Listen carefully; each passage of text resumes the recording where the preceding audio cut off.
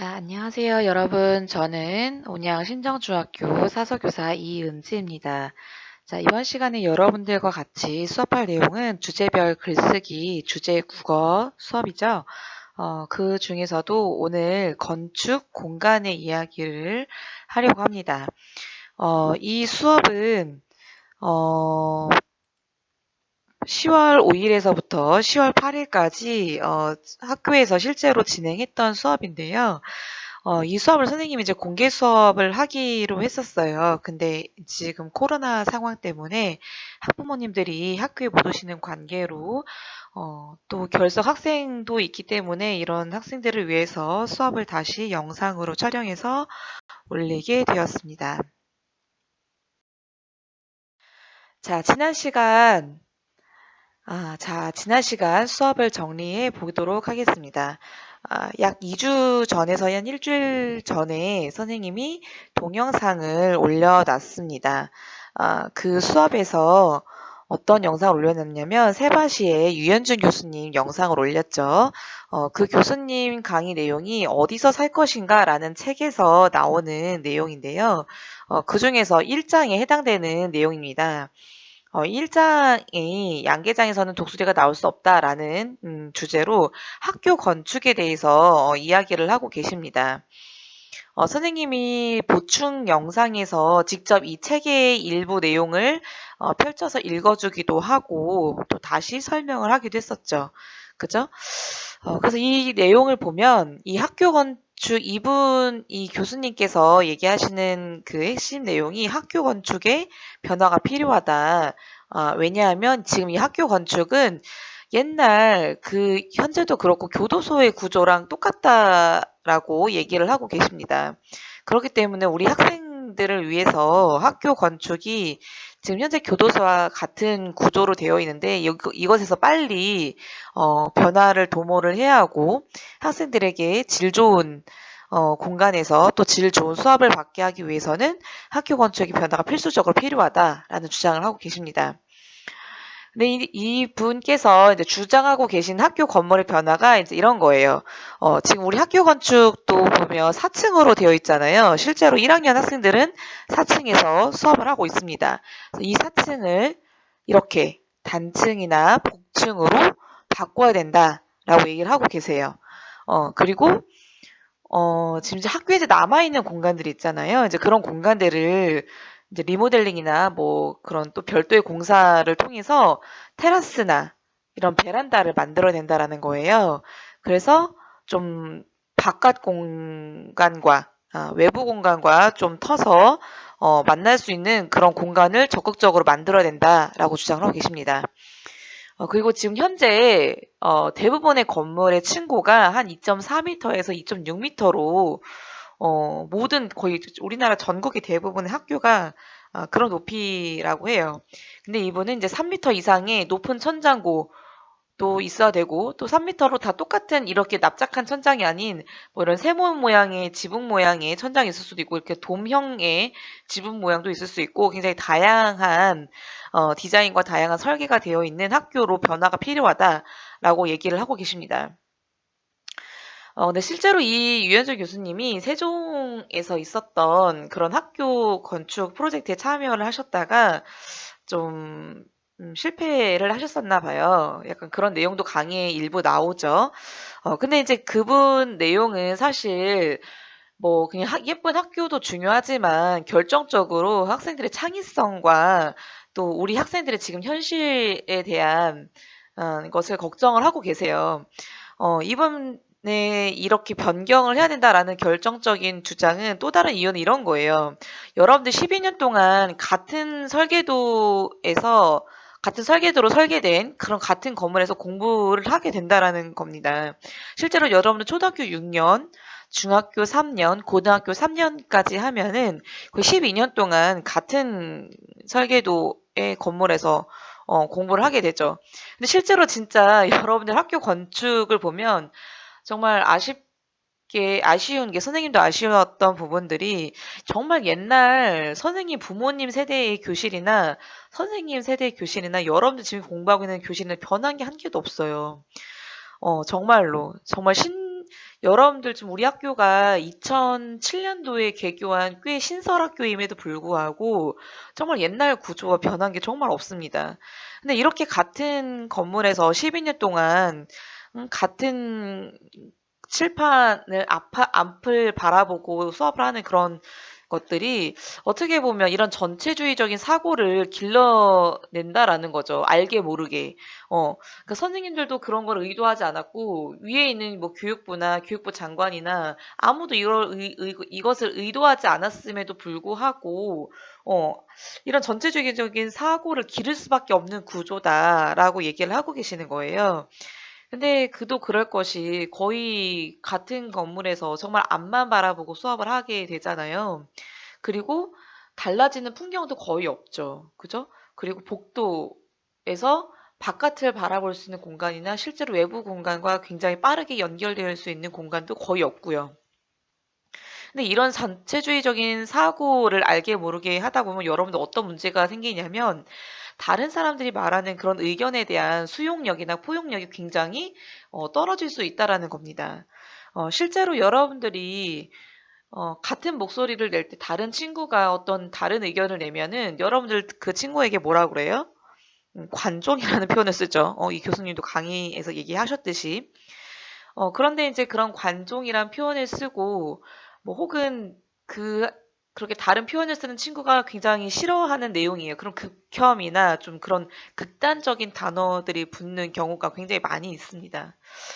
그럼 그런 의견을 이렇게 수용하는 능력이 떨어지게 되면 어떤 현상이 발생하냐면 여러분들이 지금 학교에서 일어나고 있는 학교 폭력 있잖아요. 이런 학교 폭력이 괜히 일어나는 것이 아니라 이렇게 다른 사람 의견에 대한 수용력이 떨어질 때 이런 학교 폭력이나 아니면 다른 사람들의 의견을 굉장히 쉽게 반박하거나 혐오감을 주는 그런 단어의 선택들이 늘어나는 현상들이 굉장히 쉽게 일어날 수 있고 그런 거에 대해서 뭔가 문제가 있다라는 그런 문제의식을 갖게 되는 그런 현상들이 둔화될 수 있다라는 거죠. 그래서 이런 것들이 실제로 더 문제라는 겁니다. 그래서 여러분들이 이런 음, 학교 건물에 대한 변화에 대해서 여러분들이 더 빨리 이 변화가 필요하다라는 그런 목소리를 내는 것들이 굉장히 중요한 하나의 현상이 되어 버린 거죠. 근데 선생님도 이런 거에 굉장히 많이 동의를 해요. 그리고 선생님이 지난 시간에 설명을 하지 않았지만 이 책에서는 그런 내용도 나옵니다. 이제 프랑스나 뭐 유럽이나 영국이나 미국이나 굉장히 선진 국가에서는 이런 학교 건축이 건축가 상을 받은 건물들도 굉장히 많이 있고 디자인상이나 굉장히 수려한 그런 외관을 자랑하거나 안에 있는 설계나 구조도 굉장히 선진적으로 변화한 그런 공간도 많이 있는 공간에서 학생들이 이제 수업을 하는데 우리나라는 어때요? 여기 영상 강의에서 나왔죠. 굉장히 우리나라에서 가장 저렴한 단가의 그런 건축을 지어서 그 공간에서 학생들이 수업을 한다라는 거죠.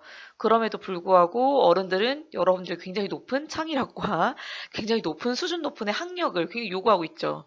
이런 게 굉장히 모순적이라는 거죠. 그래서 그런 거에 대해서 여러분들이 실제로 목소리를 낼 수 있는 그런 인지가 필요합니다. 그리고 또 하나도 있어요. 여러분들이 올해 코로나를 겪었잖아요. 그죠? 이 코로나를 겪으니까 어때요? 지금 10월 5일에서부터 10월 8일도 역시나 여러분 한 학년만 나오고 나머지 두 학년은 안 나오죠. 여러분 4층 건물에서만 지금 공부를 하고 있고 나머지 2층과 3층 건물 교실은 싹 비어 있다는 거죠. 그럼 이 비어 있는 학교 공간을 어떻게 활용을 할 거냐 이제 이런 것들이 이제 대두가 된다라는 겁니다.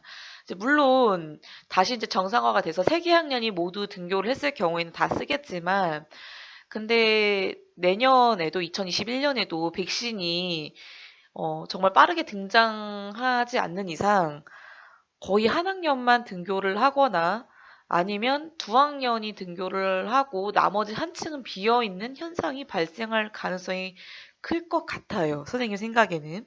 그리고 앞으로 코로나 바이러스뿐만 아니라 다른 바이러스가 또 등장을 할 수도 있겠죠. 지금 과학자들 의견으로는 그럴 가능성이 더 크다고 합니다. 코로나보다 더 강력한 팬데믹의 성향을 가진 바이러스가 등장할 가능성이 크대요. 왜냐하면 환경이 계속해서 파괴가 되고 있기 때문에. 그러면 그로 인해서 온라인 수업이 더 강화될 것이고, 또 그러면 학교 공간 역시 계속 이런 비어짐의 현상이 발생하겠죠. 그럼 이런 비어짐에 대해서 학교 교실과 다른 공통적으로 사용할 수 있는 뭐 과학실이라든지 미술실이라든지 음악실이라든지 이런 이동 수업을 할 수 있는 공간에 대한 변경이 필요성이 나타나고 있다라는 거죠. 그래서 이런 거에 대해서 여러분들의 의견은 어떻게 생각을 하는지 선생님이 굉장히 궁금했어요. 그래서 이런 화두를 여러분들에게 던지고 싶었고, 여러분들의 의견도 선생님이 같이 나누어 보고 싶어서 이런 글쓰기 주제를 정했습니다. 자, 그래서 여러분들 오늘 학습 목표예요. 선생님이 항상 글을 쓸 때 이유와 근거를 들어서 쓰라고 하죠. 그죠? 그래서 오늘 학습 목표를 다 같이 읽어보도록 하겠습니다. 자, 오늘의 학습 목표 다 같이 읽어봅시다. 자, 시작. 자신의 생각에 대해 이유와 근거를 들어 논리적인 글을 작성할 수 있다. 자, 이것이 오늘 학습 목표입니다. 자, 그럼 이제 학습 목표를 알았으니 여러분들 이제 글쓰기 주제를 알아야겠죠. 선생님이 예전에 동영상 강의를 했을 때에도 예고한 바와 같이 첫 번째 주제는 학교에서 필요한 공간은 어떤 공간인지, 그 이유는 무엇인지에 대해서 쓰는 겁니다. 사실 기본적으로 필요한 이런 강의실이나 뭐 보건실, 급식실, 화장실 등은 우리가 기초적인 생활하는 필요한 공간, 필수 공간이잖아요. 먹고 자고 싸고는 해야 되잖아요. 그죠, 우리가. 이런 공간은 빼고, 그 외에 여러분들이 생각하기에 학교에 정말 꼭 필요한 공간이 어떤 공간인지, 여러분들의 생각이 정말 궁금합니다. 그래서 이런 주제를 하게 됐고요. 사실 선생님이 이렇게 하는 공간은 여러분들이 이제 좀 미래의 학교에 대한 그런 상상력을 좀 동원해서 글을 썼으면 하는 마음에서 이 주제를 한 것도 있어요. 그래서 여러분들이 뭐 학교에 정해진 예산이나 다른 사람이 보편적으로 생각하는 것이 아니고 여러분들이 자기 자신에게 좀 초점을 맞춰서 글을 썼으면 좋겠어요. 여러분들이 내가 생각하기에 난 학교에서 어떤 공간이 필요한지. 예를 들어서 나는 점심시간에 말고 쉬는 시간에도 뭔가 간식을 먹거나 친구들과 담소를 나눌 수 있는 공간이 필요하다. 그래서 뭐 외부에서 있는 카페와 같은 그런 공간, 카페 공간이 꼭 필요하다. 라고 하면 그 이유가 무언지 쓰면 되겠죠. 혹은 나는 3D 프린트나 아니면은 이런 미래 기술에 대해서 굉장히 관심이 많다. 근데 이거를 내가 몰입해서 실험할 수 있는 공간이 너무 없다. 그 공간이 꼭 필요하다. 그래서 그 이유는 내가 3D 프린터로 무엇을 하고 싶고 뭐 어떤 걸 하고 싶고 이렇게 좀 자세하게 쓰면 되겠죠. 또 혹은 나는 소리 지를 수 있는 공간이 필요하다. 그래서 뭔가 학교에 뭔가 방음벽이 잘 설치된 그런 공간이 필요하다. 뭐 그 이유는 뭐 어쩌고 내가 왜 소리를 지르고 싶어 하는지 그런 거에 대해 좀 자세하게 쓰면 되겠죠. 그래서 그런 식으로 여러분들이 생각하기에 학교에서 필요한 공간이 어떤 공간인지 그거에 대해서 쓰는 거예요. 자유롭게. 그리고 두 번째 주제는 이제 미래 사회에서 집에서 필요한 공간에 대해서 쓰는 겁니다.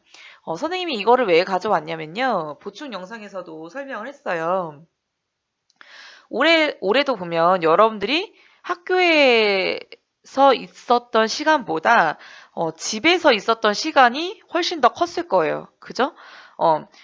한 달에 30일인데 여러분 학교 나오는 시간 며칠이에요? 한 5일 되죠. 더군다나 이번 달은 금요일 날도 쉬어가지고 4일밖에 안 나왔죠. 이 짧은 시간만 학교에 있고 나머지 거의 25일은 집에 있잖아요. 그죠? 뭐 3주에 한 번씩 학교에 나오니까 뭐 어떤 달은 뭐 열흘 학교에 나오면은 20일은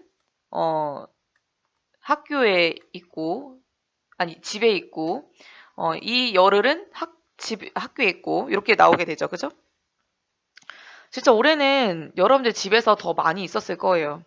근데 원래 집은 어떤 공간이었어요? 대답해 볼까요? 네, 그렇죠. 바로 집은 여러분들이 뭔가 휴식을 취하거나 잠을 자거나 뭐 누워서 TV를 본다거나 게임을 한다거나 내 취미 생활을 한다거나 뭐 그런 공간이잖아요. 뭔가 자기만의 쉬는 공간이라든지 자기만의 뭔가 안정을 취하는 그런 공간이었잖아요. 근데 이제 집에서 그런 것만 하는 게 아니죠. 집에서 공부도 해야 되고요. 그죠?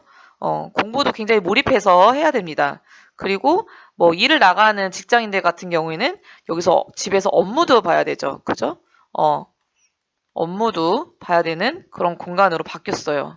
그러면 내가 뭔가 몰두하거나 몰입해가지고 어떤 거를 집중해서 할 수 있는 그런 공간도 필요하다라는 거죠. 근데 앞으로 여러분들이 고등학교를 올라가거나 대학교에 올라가도 혹은 사회에 나가도 집에서 이런 거를 할 가능성이 굉장히 커졌어요. 왜냐하면 지금 재택근무가 활성화되고 있고 점점 더 늘어나겠죠. 그리고 대학교도 지금 거의 온라인 수업을 하기 때문에 사실 대학교라는 공간도 의미가 없게 되지 않을까. 선생님은 좀 그렇게 생각이 듭니다.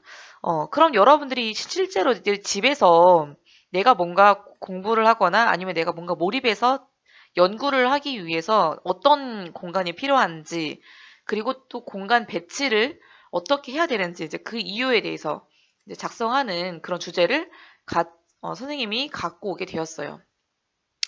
이것도 역시 기본적으로 뭐 필요한 뭐 의식주가 필요한 주방이나 화장실은 제외하고 여러분들이 쓰고 싶은 공간을 어떻게 구성을 하고 싶은지 구성이나 혹은 변경하고 싶은 거에 대해서 여러분들이 작성을 하면 되겠습니다. 그래서 여러분들이 뭐 딱히 필요한 공간이 떨어지지 않는다면 이 지금 현재 있는 공간을 어떻게 변경을 하고 싶은지 그거에 대해 작성을 하면 되겠어요. 그래서 이렇게 글쓰기를 해가지고 이 글을 어떻게 하냐면요. 자, 이제 여러분들이 글을 썼다면 게시판에 올려야 되는데요. 그 전에 선생님이 글을 잘 쓰기 위한 몇 가지 팁을 안내를 하고자 합니다. 여러분들이 글 쓰는 거를 굉장히 어려워하더라고요. 선생님이 오리엔테이션 시간에 글 쓰는 거를 해보고 선생님이 한번 보고 피드백을 해봤는데 이 책이 있어요. 여러분들이 이제 이유를 쓰는 거를 보통 힘들어 하더라고요, 이유. 근데 이 이유를 잘 쓰려면 여러분들 자기 자신에 대해서 굉장히 잘 알아야 돼요. 내가 어떤 생각을 하고 있고, 내가 어떤 행동을 취하고 싶은지 자기 자신에 대해서 잘 알아야지 이 이유에 대해서 잘 쓸 수 있습니다. 근데 기본적으로 이유에 대해서 잘 쓰기 전에 전체적인 글의 흐름이 어떻게 가면 좋은지 이 책을 보면 이런 게 나와요. 오레오 기법이라는 게 나옵니다. 근데 이거 선생님이 굉장히 이 책을 읽고 정말 선생님도 생각하기에 대부분의 글들이 이런 형식을 띠고 있다는 생각이 들더라고요. 선생님도 생각에. 그 선생님이 굉장히 글을 쓰게 연습을 시키는 구조랑도 굉장히 비슷해요. 그래서 이 오레오 기법을 소개하면 이런 겁니다. 오레오 기법 앞글자를 따서 한 거거든요. O는 opinion, 의견을 제시를 하고요. R은 reason, 이유를 제시를 합니다. 그리고 E는 example, 이 이유에 대해서 이런 사례가 있다. 나는 어떻게 생각을 한다. 왜냐하면 이렇게 생각하기 때문이다. 그거에 대한 사례로 뭐 1번, 2번, 3번, 4번, 4번, 5번, 6번, 7번에 대한 사례가 있고 이 사례에 의하면 내가 말한 의견이 확실하게 들어맞는 것을 알 수 있다. 따라서 나는 앞으로 이렇게 할 것을 제언한다. 라는 이런 흐름으로 쓰게 된다라는 거죠. 마지막 또 opinion, offer. 그러니까 의견을 강조하거나 아니면 제언을 하는 이런 구조로 흘러가게 됩니다.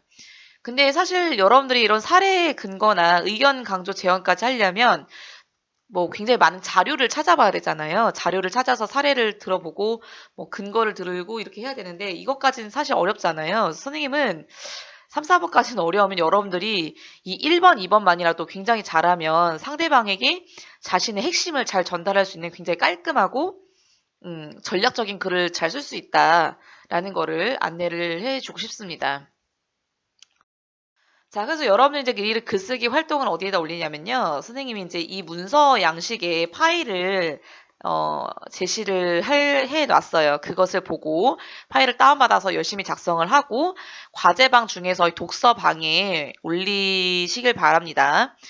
혹은 결석한 친구들이나 실제로 출석한 친구들은 현장에서 다 글을 작성을 했거든요.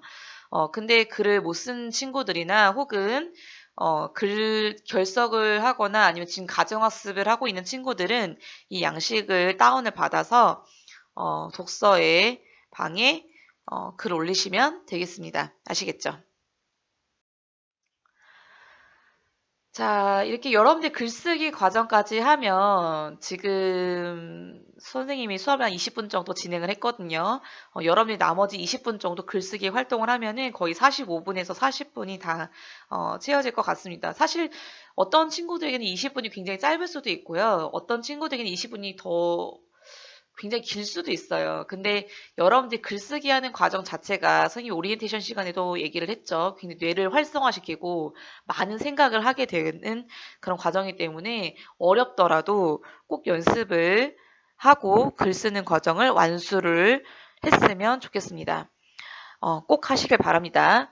자, 그래서 여러분들 다음 수업에 대해서 안내를 하도록 할게요. 다음 수업은 선생님이 환경에 대한 주제를 가지고 글쓰기를 할 예정입니다. 이건 역시 여러분들이 이제 과제를 내면 잘 안 해오기 때문에 이 글쓰기는 등교 수업일이 정해지면 이 등교 수업일에 여러분들이 환경에 대한 글쓰기를 할 건데요. 그 전에 이제 선생님이 두 번째 지구는 없다. 이 타일러가 쓴 책인데요. 이건 사실 에세이 형식으로 쓰여져 있지만 환경에 대한 간략한 또 여러 가지 사례도 나와 있어서 여러분들 쉽게 접근을 할 수 있는 책입니다. 이건 영상으로도 선생님이 여러분들에게 안내를 할 거예요. 자, 그 조금 어려운 책이에요. 2050 거주불능 지구라는 책이 있는데요. 이 책을 보면 정말 우리 지구가 정말 큰일 났구나라는 걸 알 수가 있습니다. 사실 이 책은 선생님이 책 소개를 하면서 안내를 할지 아니면 좀 이거와 관련된 영상으로 안내를 할지 조금 지금 고민 중에 있어요. 확실해지면 차후 수업에 대해서 영상으로 하든지 아니면 선생님이 직접 촬영을 해서 안내를 하든지 하는 방식으로 안내를 하도록 하겠습니다.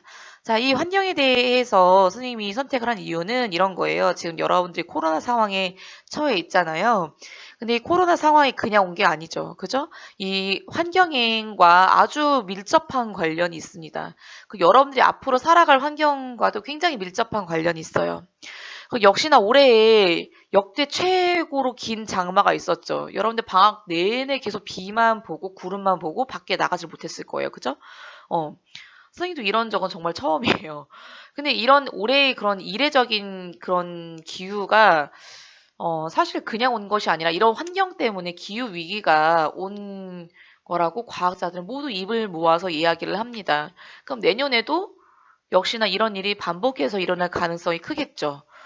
그럼 이런 거에 대해 여러분들 역시나 위기의식을 갖고 있어야 돼요.